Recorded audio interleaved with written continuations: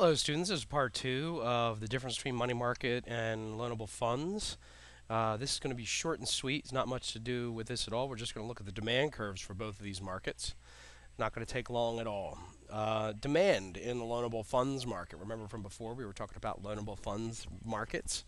The long-term version of these graphs that we're looking at, the components that increase the demand. So again, we're looking now at demand for loanable funds in the long term are as follows: increase in household long-term borrowing, business investment.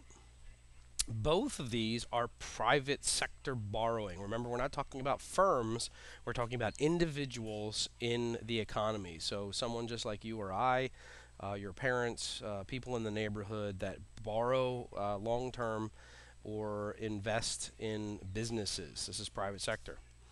Increase in foreigners borrowing, and this can be private or public, by foreign households or foreign businesses, or even by foreign governments.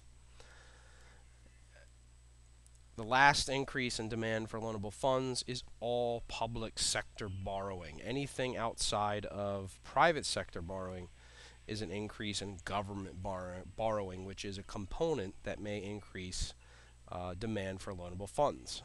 This happens when the government runs a deficit and has to borrow funds to pay for part of its spending. And in all cases, the United States government does this by issuing government bonds, T-bills, T-notes, treasury bills, treasury bonds, which are incredibly large, much different than your typical $100 savings bond, for instance, that you might get for a bar mitzvah or a birthday party or something like that.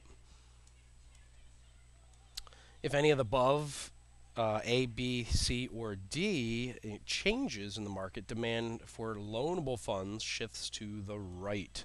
Remember what happens here. This is an increase in interest rates from R to R1, which will also increase the quantity of loanable funds in the loanable funds market. If the government borrows money in the loanable funds market, this crowds out private borrowing, A, B, and C. You can see the combination between the two. Recent study found that an increase in projected deficits by 2% of GDP raises the spread between long-term and short-term interest rates by more than 1%. Remember the relationship between short-term and long-run interest rates and loans. And that's it.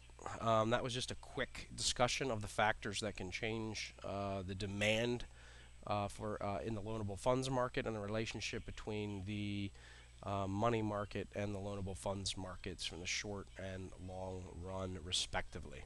All right, that was quick and easy. Again, add this to part one of the video, and you should have a pretty good idea of what we're dealing with money markets and loanable funds. I will see you again next time. Thanks a lot.